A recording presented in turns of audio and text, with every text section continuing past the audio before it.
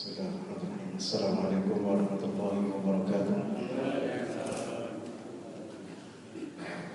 Alhamdulillahirabbil alamin. Wassalatu wassalamu ala asyrafil anbiya'i wal mursalin nabiyina maulana Muhammadin wa ala alihi wa sahbihi ajma'in. Amma ba'du. Para bapak dan ibu jemaah syuhada yang dimuliakan Allah Subhanahu wa taala, dengan syukur kita panjatkan kepadanya di malam hari yang mulia ini kita bersama-sama berkumpul di tempat ini dalam rangka silaturahim dan melanjutkan kajian kita. Semua hal tersebut berkat karunia dan nikmatnya kepada kita yang selalu diberikan dan tidak henti-hentinya kita dapatkan dalam kehidupan ini. Salawat dan salam semoga selalu tersampaikan kepada junjungan kita, penulis kita, panutan kita, Nabi Muhammad SAW, beserta para keluarga, sahabat tabi'in dan seluruh pengikutnya yang senantiasa nampak pilasi jejaknya dan mengikuti sunnah-sunnah. Bapak dan Ibu Allah Subhanahu wa taala, tema pada malam hari ini yaitu tentang az-zuhud atau keutamaan zuhud dalam dunia dan bagaimana caranya mengurangi keduniawian dalam kehidupan kita. Zuhud ini adalah satu bab yang penting dalam kehidupan agar kita tidak terlena dan terlalu cinta terhadap dunia. Definisi zuhud itu sendiri adalah dari kata zahdu, zahada yazhadu, yaitu artinya tidak suka ataupun enggan terhadap sesuatu. Oleh sebab itu zuhud dalam dunia adalah enggan terhadap dunia, tidak cinta terhadap dunia dan yang semaknanya. Imam Nawawi rahimahullah ta'ala ketika menulis bab ini seperti biasa beliau mencantumkan ayat-ayat yang berkaitan tentang zuhud. Bisa dilihat dari Yunus yang dibacakan tadi oleh Qari, ayat 24, Kahfi 45, 46, Al-Hadid 20, Ali Imran 14, Fatir 5, Takatsur 1-5.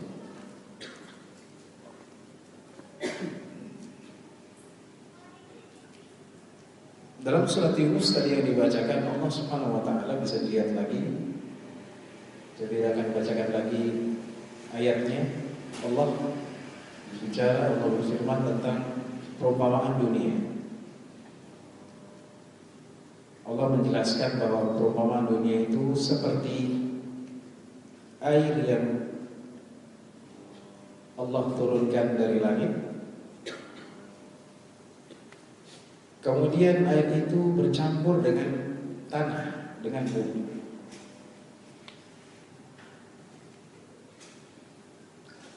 Ketika air itu bercampur dan menyirami bumi, maka tumbuhlah tumbuh-tumbuhan yang dimakan oleh manusia dan hewan. Karena kita makan sayur-sayuran, dari tumbuh-tumbuhan tersebut juga hewan-hewan yang kita makan, berupa kambing ataupun sapi atau yang lainnya, atau unta. Kurban yang kita telah laksanakan, mereka makan juga dari tumbuh-tumbuhan. Ketika bumi ini menjadi subur, kata Al-Quran, zukhrufaha, menjadi megah, menjadi indah, subur, kemudian hijau, dilihatnya enak, dari atas juga kelihatan hijau, banyak buah-buahannya, sehingga orang yang memilikinya menyangka bahwa ia menguasainya.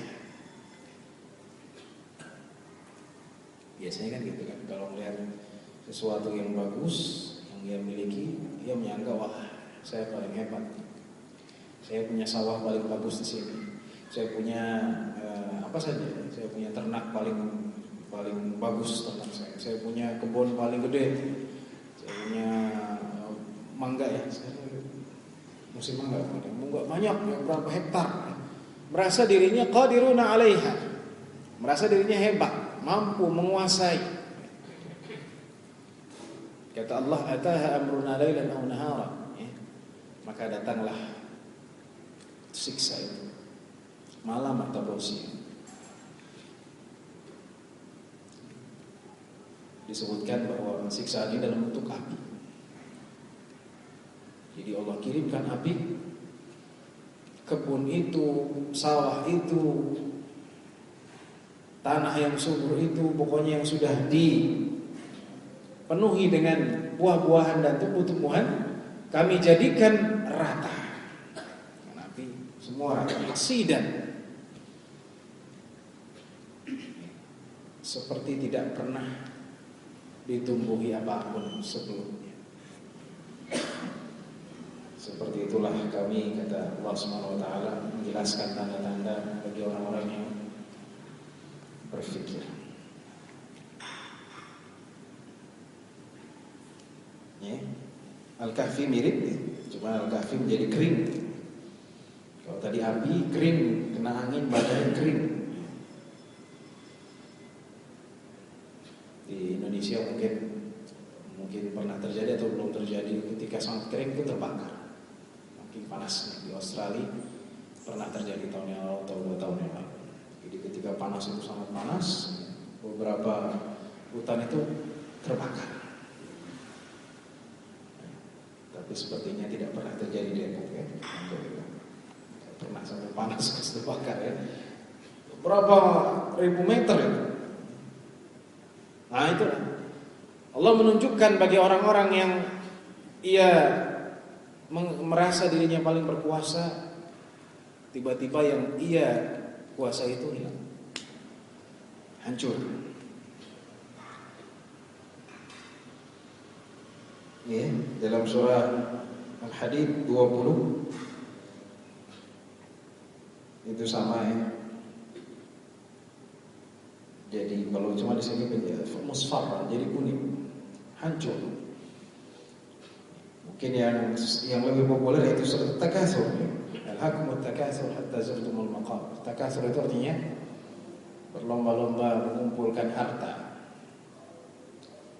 Jadi manusia pada dasarnya, kalau tidak ada agama dan tidak ada iman yang kuat, ia akan terus hobi mengumpulkan dunia. Enggak berhenti-berhenti sampai kapan? Sampai ke kuburan gitu. Hatta zurtumul maqabir, sampai engkau mengunjungi kuburan kamu. Ya. Kalla sawfa ta'lamun thumma kalla sawfa ta'lamun kalla law ta'lamuna 'ilmal yaqin latarawunna al-jahim. Ya. Ya, ziarah itu artinya mengunjungi. Cuman kalau di Indonesia ziarah itu ziarah kubur. Iya kan? Kalau orang Arab bilang ziarah. Boleh bikin ziarah ke rumah saya, dia bilang. Ziarah ke rumah saya, ziarah itu mengunjungi.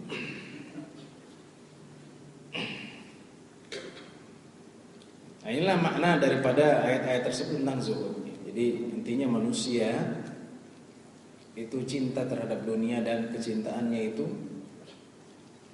tidak berhenti sampai dia mati. Dan kita lihat sekarang, sudah dapat kerja pengen lagi, ya. sudah jabatan banyak lebih tinggi, salon 4, salon 1, terus kalau bisa jadi menteri, kalau bisa jadi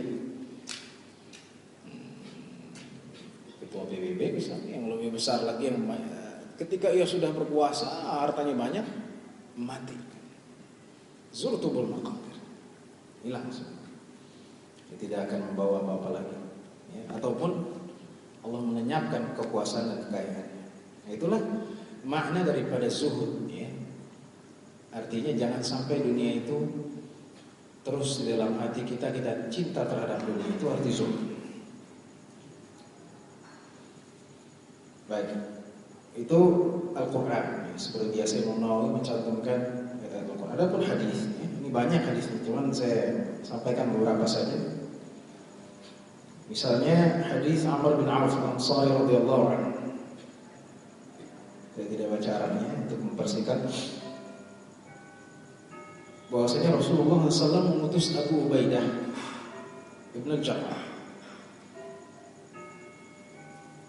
kemana? Ke Bahrain. Bahrain sekarang sudah ada negara namanya Bahrain. Jadi dulu sudah ada Bahrain, sekarang juga Bahrain sama. Negara Teluk, termasuk penghasil minyak yang banyak. Indonesia juga termasuk banyak minyak.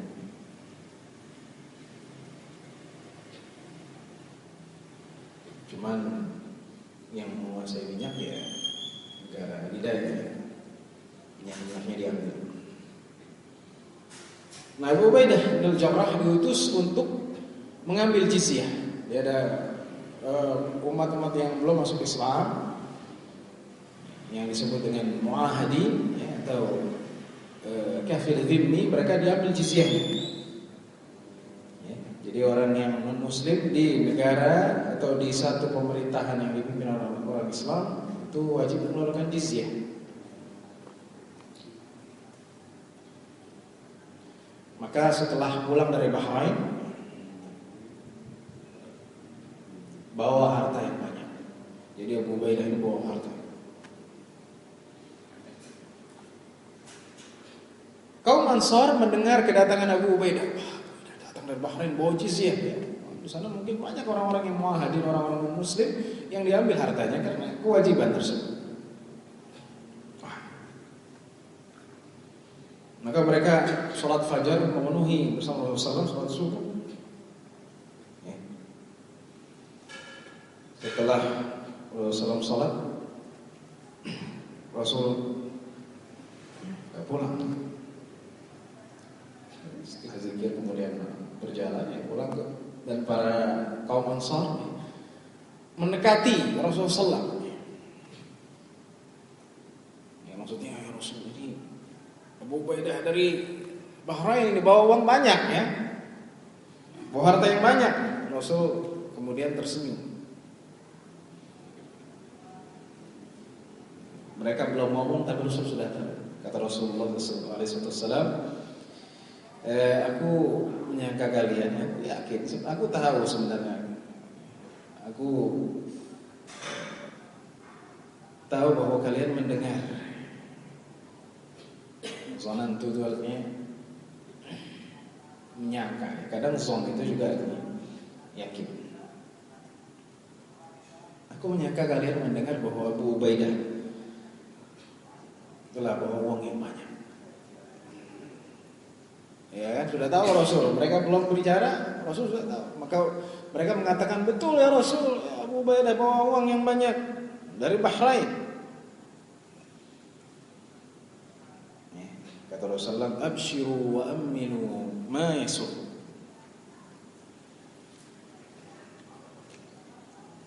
Bergembiralah, berharaplah, ma yasurukum, apa yang membuat kalian bahagia. Gembiralah kalian nih, Abu Ubaidah bawa uang yang banyak ya, bawa harta yang banyak, gembiralah. Apa yang membuat kalian senang? Demi Allah, kata Rasulullah, bukanlah kefakiran yang aku khawatirkan. Jadi Rasul tidak khawatir terhadap sahabat tentang kefakiran. Akan tetapi aku khawatir kepada kamu apa? Aku khawatir kepada kamu dunia diluaskan. Dunia diluaskan, uang banyak, harta banyak. Jadi Rasulullah SAW tidak takut fakir. Tapi yang Rasulullah SAW takutkan adalah kekayaan. Kenapa? Karena sahabat biasa susah. Dan biasanya orang yang susah, biasanya walaupun kadang ada orang yang susah jauh dari Allah, biasanya orang yang susah dia lebih dekat kepada Allah daripada orang yang ya kan? Sebelum jadi anggota dewan, subhanallah, rajin masjid, dekat sama. Ketika sudah anggota dewan, lupa masjid, sibuk lah, capek dan susah. Biasanya seperti itu. Tapi ada juga orang yang ketika susah jauh dari Allah, itu lebih kebangetan.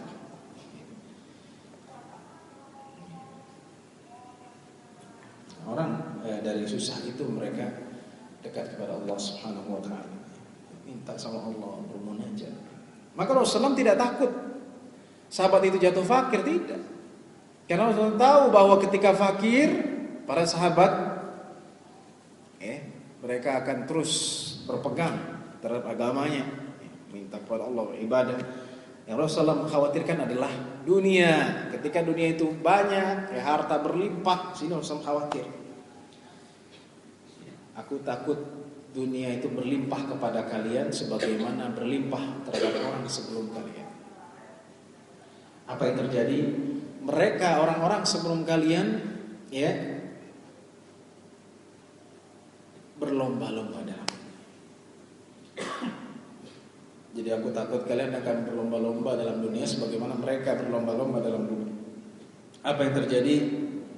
Ketika kalian berlomba-lomba terhadap dunia, maka kalian akan hancur. Ketika mereka berlomba-lomba terhadap dunia atau berlomba-lomba dalam dunia, mereka hancur dan kalian juga akan hancur sama seperti mereka. Jadi berlomba-lomba dalam dunia menyebabkan kehancuran. Mungkin ada yang bertanya, kenapa di sini tidak bab tentang wara', tapi bab tentang zuhud? Mana yang lebih utama, zuhud atau wara'? Jawabannya adalah zuhud lebih utama. Kata ulama, zuhud itu tarku ma la yanfa',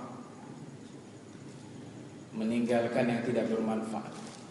Sedangkan wara' itu tarku ma yadurru, meninggalkan yang memadaratkan.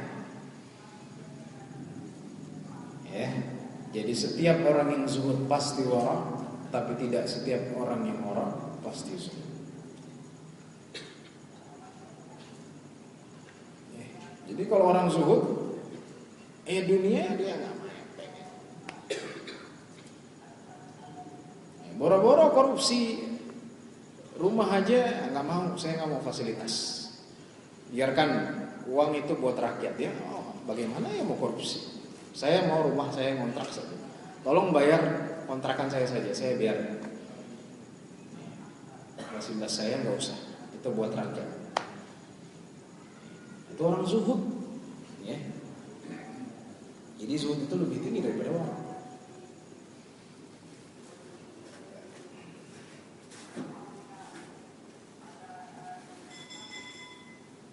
Kemudian hadis Abu Sa'id Al-Khudri, kata beliau,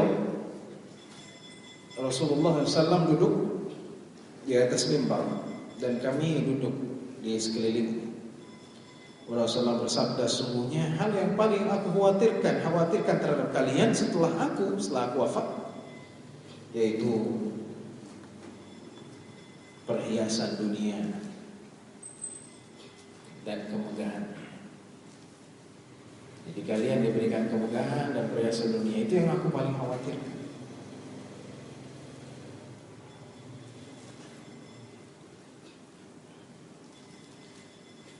Juga dari Abu Sa'id Al-Khudri,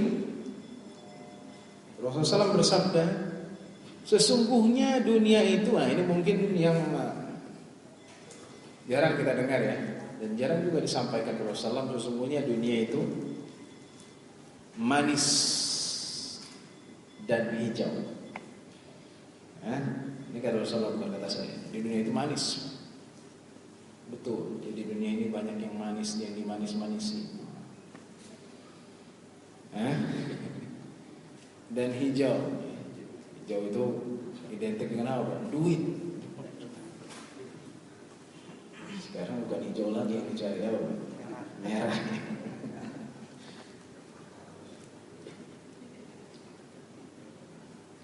Ada ceritanya orang sudah tua pikun, lupa, baru makan, udah makan belum? Baru ngepel, udah ngepel belum? Tapi giliran lihat duit ngerti. Dikasih. Ini Pak 100.000, ya. Tapi warnanya biru. Kata bapaknya, bukan. Ini 50.000. Nggak tahu kan? Ya, jadi kata Rasulullah SAW, dunia itu adalah manis dan hijau. Memang betul. Orang dibikin cinta terhadap dunia. Kita lihat saja. Ya, dunia itu hijau. Baik itu hartanya, kekuasaannya. Orang senang.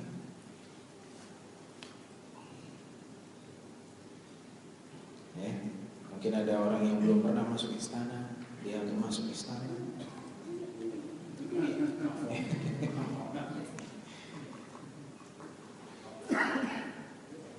Ya baik, saya juga belum pernah masuk istana. Dan sesungguhnya Allah Ta'ala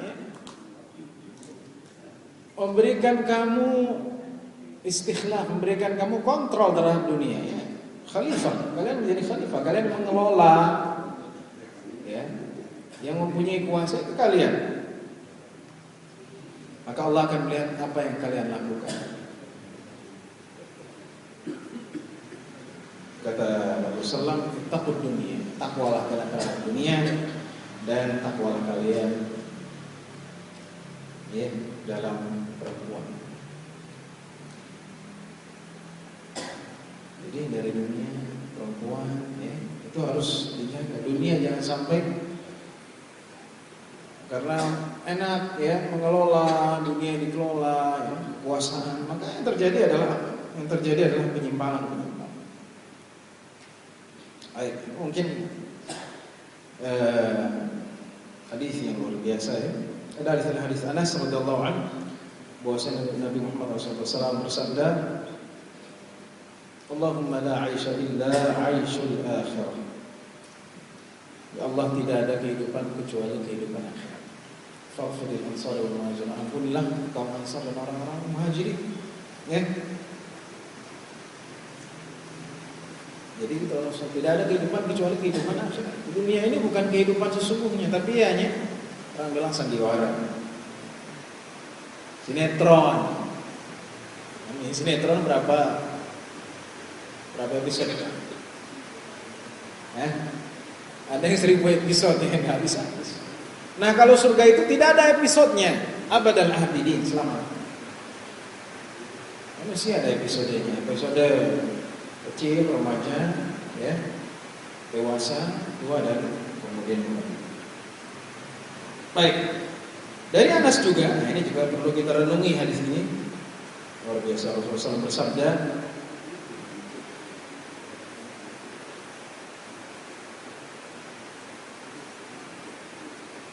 baik, mengikuti orang yang mati 3 hal, atau yang mengantar orang mati ada 3. Yang meninggal, yang barusan tetangga saya meninggal, tapi sayangnya agamanya Kristen. Yang anehnya dulu ketika menikah masuk Islam, karena suaminya Islam sama sekali. Kemudian setelah menikah Islam, setelah itu masuk Kristen lagi dan sampai wafatnya Kristen. Jadi beda agamanya. Nikahnya Islam, setelah itu Kristen. Nah, dalam Islam kalau salah seorang pasangan, ya, murtad atau keluar agama, maka pernikahannya batal atau dibatalkan. Kesian. Anaknya 2 di Islam, 2 Kristen. Baik, jadi yang mengantar mayat ada 3. Kata Rasulullah. Siapa saja?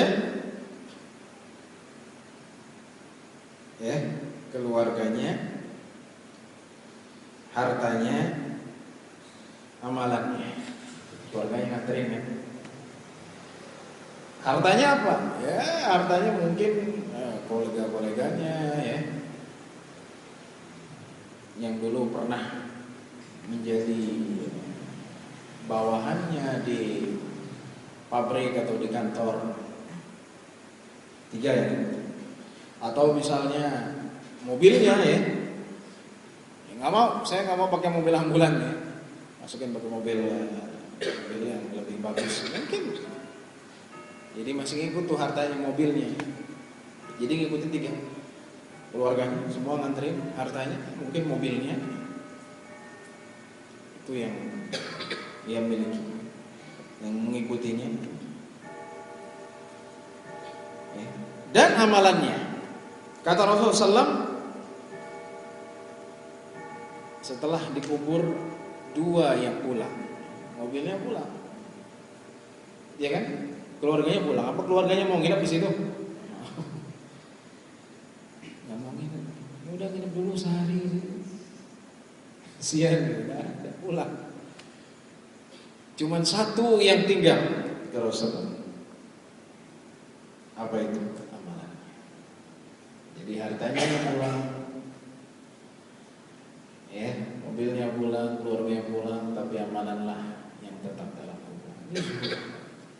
Artinya apa? Ya udahlah, dunia itu gak usah kita terlalu cinta ngumpul harta, karena bagaimanapun ya, nanti ketika di kuburan gak ada yang kita bawa. Itu zuhud. Makanya gak usah terlalu takasur, terlalu berlebihan, dan jangan ngumpulkan, karena gak akan ada habis. Sekarang orang udah kebanyakan uang, mau ngapain? Kira-kira ngapain?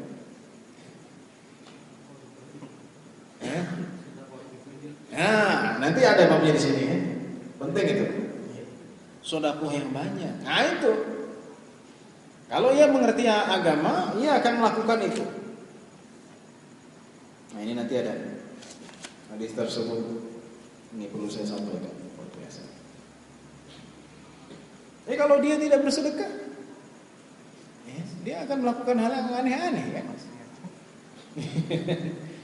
Istana punya, mobil punya, ya, tanah di mana-mana. Udah, karena kebanyakan uang. Ngapain? Maksiat. Operasi plastik, dan lain-lain. Baik, kemudian hadis selanjutnya masih hadis Anas. Ini juga hadis yang mungkin jarang disampaikan, tapi ini luar biasa. Kata Rasulullah, di hari kiamat nanti akan diseret, dipanggil kepada Allah orang yang paling kaya di dunia. An'am, paling kaya, punya uang triliunan, punya istana, punya mobil.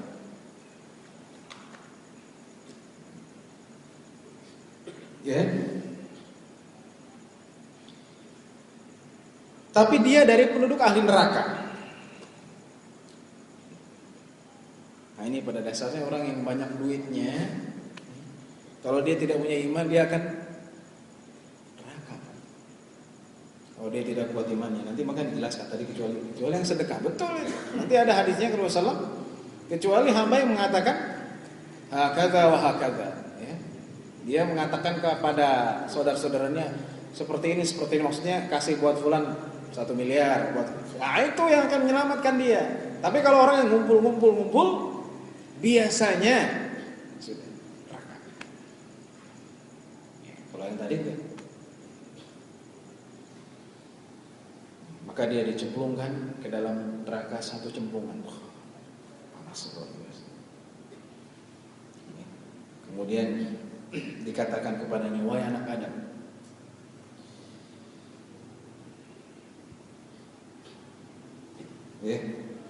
wahai anak Adam, apakah engkau melihat kebaikan? Ditanya semua, apakah engkau melihat kebaikan ketika engkau di dunia? Apakah engkau merasakan kenikmatan di dunia? Tanya sama Allah. Jawabnya apa? Kata hamba ini, yang dulu pernah paling kaya di dunia, punya triliunan, punya harta, punya istana, sudah dicemplungin di api neraka, kemudian ditanya, apakah engkau mendapatkan kebaikan di dunia? Apakah engkau pernah merasakan satu nikmat di dunia? Dia bilang apa? La, tidak ya Tuhan. Tidak ya Allah, aku tidak pernah merasakan satu kenikmatan. Astagfirullah. Dia bersumpah, jadi dia sudah masuk neraka, dia masih mengatakan saya nggak pernah ngerasain nikmat. Kenapa? Karena dia tidak punya syukur. Sebaliknya, nanti akan dipanggil orang yang paling sengsara di dunia. Dia dari penduduk ahli surga. Nah, ini juga menunjukkan bahwa orang yang sengsara, ada juga orang yang sengsara yang tidak beriman, tapi orang yang sengsara yang mereka dekat, dia dimasukkan ke dalam surga. Yusbul sabbatan fil jannah. Sebuah itu celupan, belum masuk terus ya. Kemudian ditanya, ya, wahai anak Adam, apakah engkau pernah sengsara? Apakah engkau pernah mengalami kesengsaraan di bumi, di dunia? Apa jawab? Tidak. Demi Allah, saya tidak pernah mengalami kesengsaraan sedikit pun. Ini perbedaannya. Jadi yang satu paling kaya ketika ditanya, saya nggak pernah ngerasain nikmat neraka.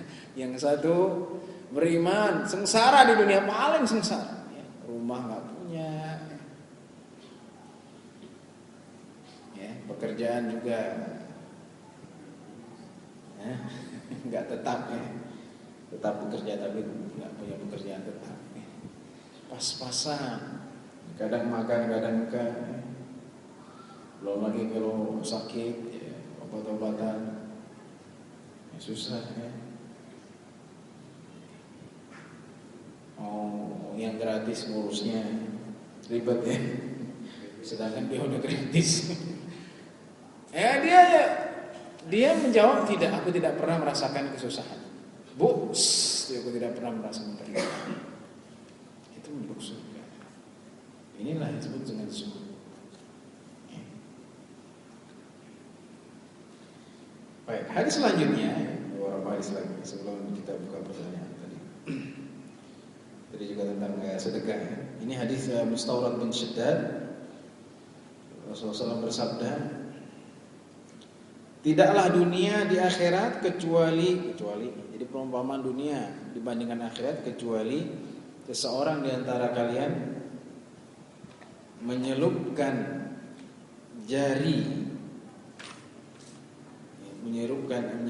jarinya, satu jarinya ke dalam laut, dalam lautan, celupkan satu saja, kemudian angkat lagi, apa yang tersisa? Apakah ketika kita celupkan begini tiba-tiba ngocor air seember? Enggak kan? Begini cuma satu tetes, itulah. Jadi dunia itu hanya satu tetes dari tangan yang kita celupkan di lautan, dan lautan itu adalah akhirat.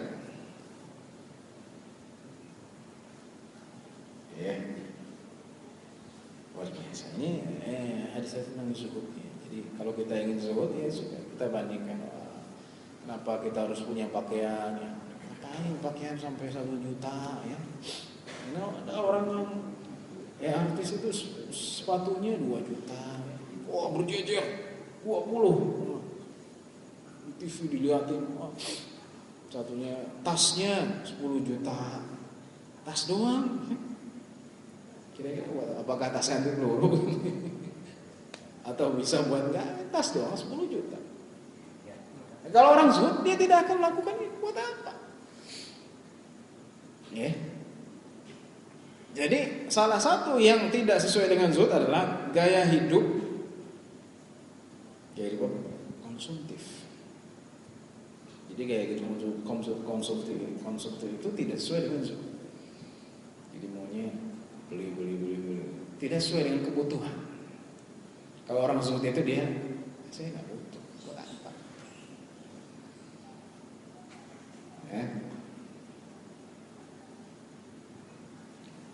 Itu bisa kita lihat dalam kehidupan.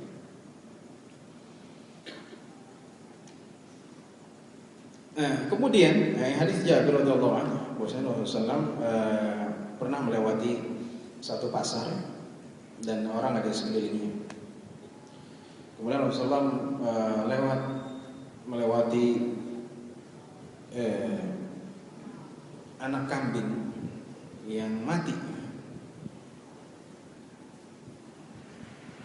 Anak kambing yang mati yang telinganya kecil dalam hadis ini.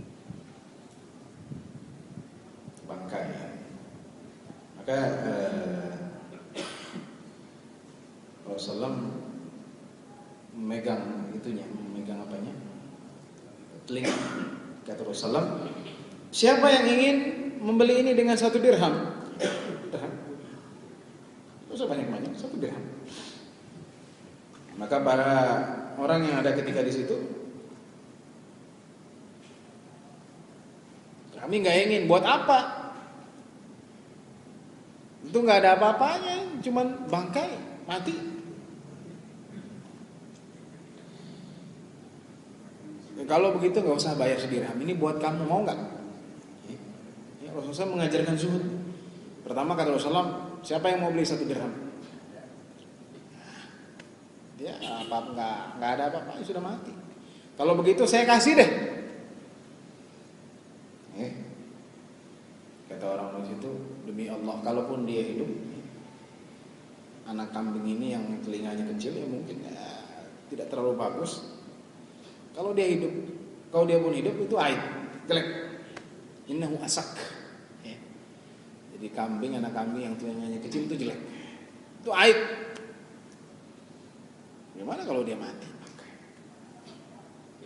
Maka Rasulullah ketika itu mengatakan, demi Allah, ya, dunia itu lebih hina di sisi Allah daripada ini. Jadi dunia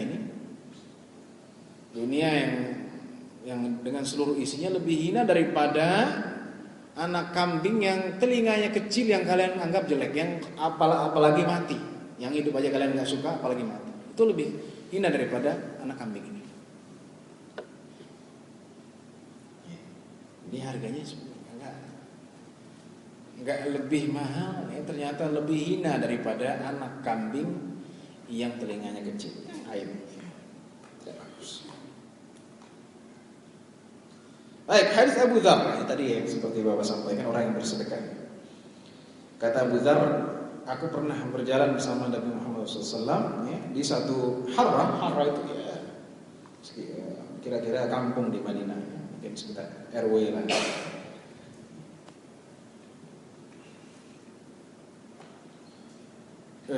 Maka kami fastaqbalana ahadun, ada seseorang mengatakan, ya Abu Dzar,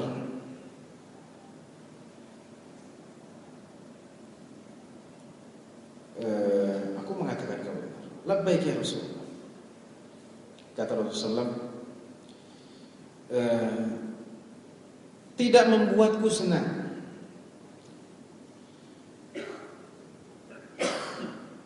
anna indi mithla Uhudin hadza dhahaban.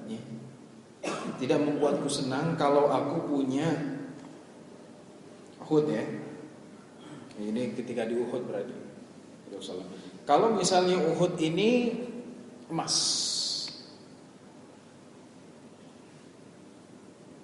tiga hari berlalu aku mempunyai dari Uhud itu 1 dinar, kecuali aku bayarkan untuk hutang. Jadi aku nggak senang, ya. Tidak membuatku senang kalau misalnya aku punya Uhud ini menjadi emas. Aku nggak senang. Kalaupun 3 hari itu berlalu dan aku hanya punya 1 dinar, aku pasti akan cari untuk membayarkan hutang. Itu Rasulullah, zuhudnya seperti itu. Sekarang kalau kita punya uang, senang nggak Pak? Oh, dikasih uang 1 miliar.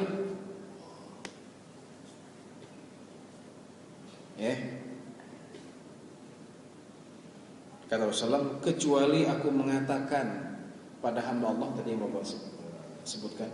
Hakadza wa hakadza, kecuali kalau aku punya uang ini, ya, kalau aku punya emas ini sebesar gunung Uhud, aku menyumbangkan kepada hamba-hamba Allah ini buat si fulan, ya. 2 kilo. Ya, bayangkan aja kalau misalnya gunung Uhud itu emas semua, dibagiin aja berapa kilo ya. Pasti kaya. Nah, itu aku senang. Tapi kalau aku tidak melakukan, aku tidak senang. Nah, itulah zuhud. Jadi zuhud itu mengajarkan kita bukan untuk miskin, Pak, bukan. Tapi mengajarkan kita agar kita ketika memiliki sesuatu jangan kita simpan dan kita timbun-timbun itu. Jadi orang kaya itu bagus, tapi yang tidak bagus itu ditumpuk terus. Karena Utsman bin Affan kaya. Nggak mungkin Utsman bin Affan bisa memberikan 700 unta ketika perang Tabuk. 700 unta. Bayangkan aja kalau unta harganya 40 juta. Misalnya. Atau sapiar kayaknya 20 juta, ya 2 kali lipat atau 50 juta kali kan 50 juta kali 700 berapa? Ya nggak mungkin orang punya 700 unta kalau bukan dia orang kaya. Berapa miliar? Ya. Nah, itu tadi Utsman bin Affan mengamalkan hadis ini. Jadi zuhud itu bukan mengajarkan kita udahlah ya jadi orang miskin aja, tidak, tapi jadilah Anda orang kaya. Tapi ingat, ketika Anda kaya, itu dengan zuhud. Ya. Jadi Rasulullah sampai mempraktekkan, bagikan kanan, kiri, depan dan belakang. Dilihat sama Abu Dzar. Ini kata Rasulullah, kemudian Rasulullah berjalan, kemudian mengatakan, mungkin ini hadis penutup ya, setelah itu tanya jawab. Kata Rasulullah, sesungguhnya orang yang paling banyak hartanya, mereka paling dikit hari kiamat. Paling dikit apa? Paling dikit masuk surga hari kiamat. Kecuali orang yang mengatakan kepada hamba, kecuali orang yang mengatakan kepada orang lain, kata dibagikan, ya itu yang dia masuk surga. Tapi orang yang banyak duitnya, aqallun, mereka paling dikit. Dikit apanya? Dikit amalannya. Ya, karena kalau orang uang itu banyak dan ditumpuk, biasanya apa, Pak? Itu tadi sibuk dengan maksiat. Tapi kalau orang banyak uang, ya kasih, udah. Sisanya berapa? Ya sisanya ya buat cukup buat dia saja. Ya, jadi al-aktsaruna humul muqillun. Orang yang banyak hartanya itu adalah orang yang paling dikit amalannya. Kecuali orang yang bersedekah. Itu kaidah, bisa dibuktikan. Ya, terlibat kasus dulu nggak ketemu juntrungannya bagaimana senturi dan nggak tahu itu orang-orang yang kebanyakan duit, ya duitnya nggak tahu dari mana, gitu. Amalannya sedikit. Kalau amalannya sedikit, ya otomatis timbangannya juga sedikit. Nah, maksiatnya lebih banyak, ya tambah lagi, dosanya lebih. Ya. Kata Rasulullah, qalil ma, betapa dikit mereka. Kemudian Rasul mengatakan, diam kamu sampai aku datang.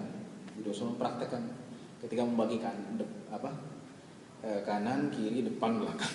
Artinya kalau banyak uang miliaran, bagikan kanan, ya, kiri, depan, belakang. Ya, sampai Abu Dzar melihat itu. Ya. Kemudian ketika malam hari Rasulullah tawar, bersembunyi. Aku takut, ya. Takut ada Rasul diapa-apain sama orang, kan itu malam-malam. Ya, Rasul tiba-tiba menghilang gitu ya, di tempat ini. Mencari Rasul, takutnya Rasul diapa-apain ya, kalau tempat ini gelap. Ya. Tapi aku ingat kata Rasul, jangan kau kemana-mana. Ya. Sampai datang Rasulullah, ya. Kemudian aku mengatakan, aku mendengar suara, aku takut, ya. Kata Rasulullah, apakah kau dengar suara itu? Ya. Kata Rasulullah, itu suara Jibril. Itu Jibril. Itu suara sama. Kata Jibril, barang siapa yang mati dari umatmu tidak syirik kepada Allah dengan suatu pun, dia masuk surga.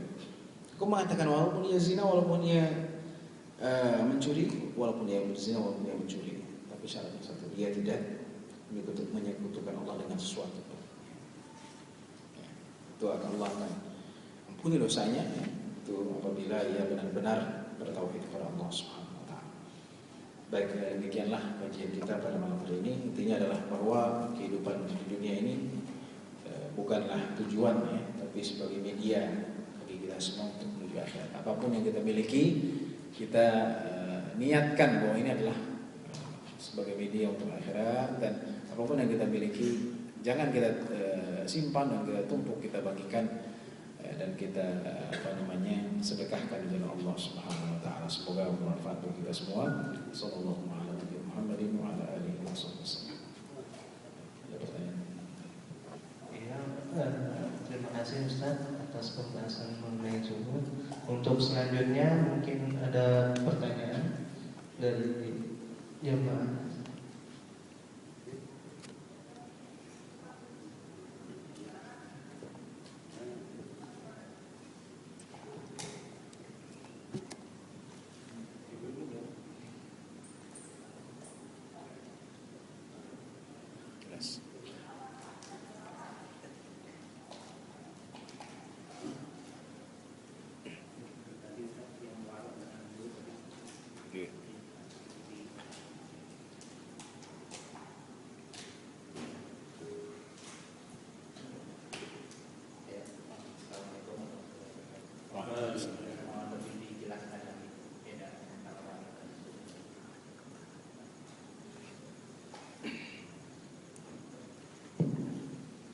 Baik, jadi warok dengan zuhud kita perjelas ya.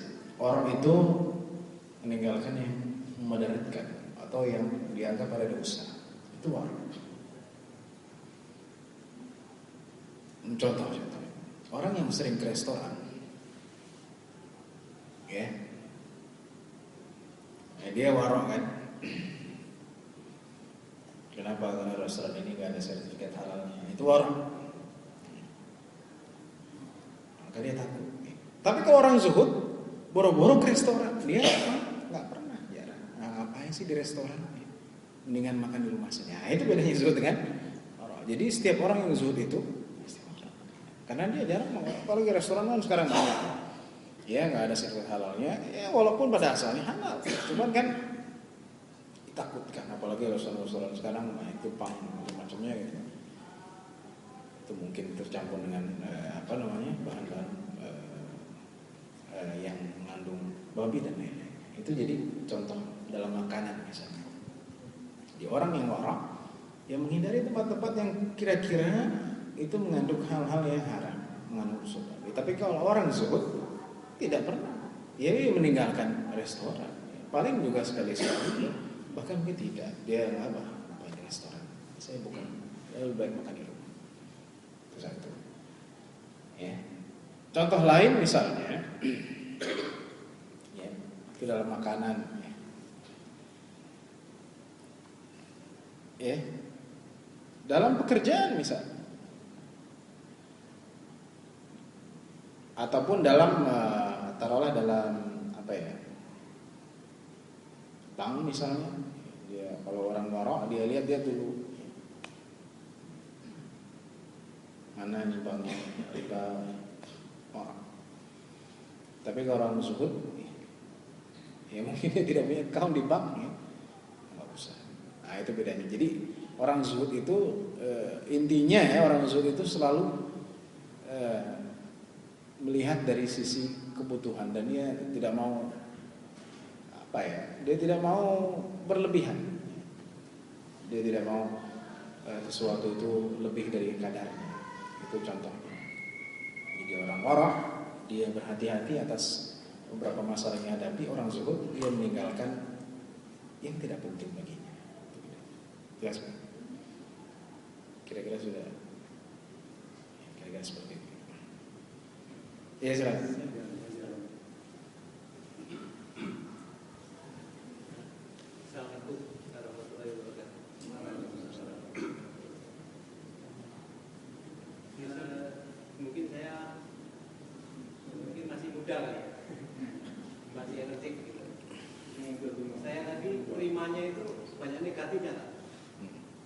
saya diajari takut. Penerimaan zuhud tadi loh. Ya, Bapak ya. Terus jadi Nabi Muhammad sendiri yang saya pahami ya, carilah ilmu walau sampai ke negeri Cina, betul nggak? Satu. Yang kedua ada wa idza nudiyalis sholatu fantasiru fil ard wa badakum min fadlillah. Dua. Yang ketiga yarjuna rahmatahu wa yaqafuna adabah. Itu tak saya mungkin enggak, tadi saya jadi takut gitu kan dengan zuhud tadi. Itu jadi kita diajari berkalimat itu mungkin umur sekian ini baru bisa zuhud kita. Tapi kau mau uang, semua orang pasti mau uang. Tapi ya tadi kita harus ada, kalau umpamanya harus berdoa. Kalau misalnya kalau zuhudnya nanti negatif kan kurang kita. Tidak. Terima kasih.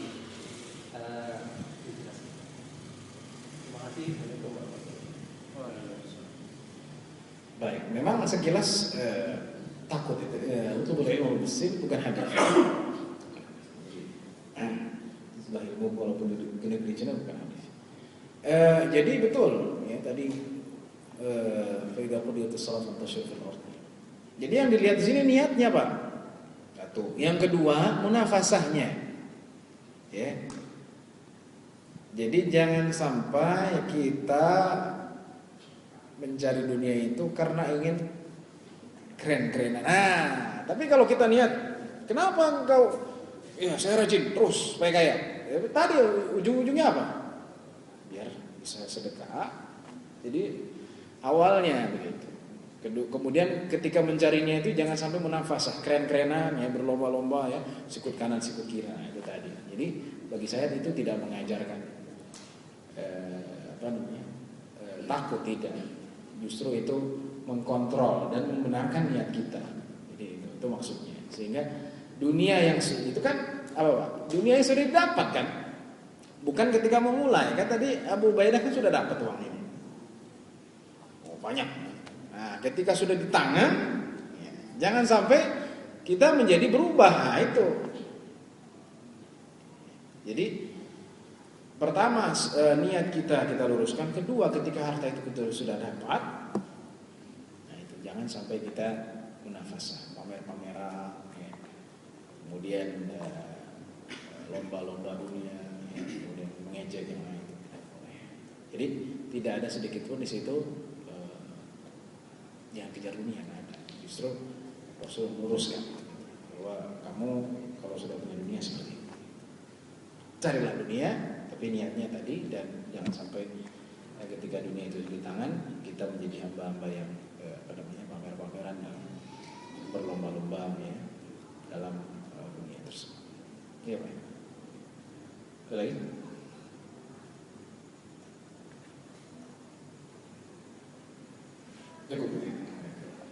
Ya, kira-kira ada pertanyaan